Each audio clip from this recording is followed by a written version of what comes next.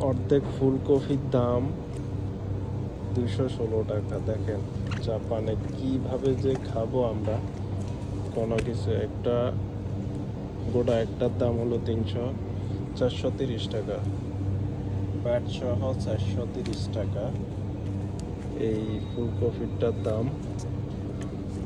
এই হলো অবস্থা। এটার দামও 322 টাকা।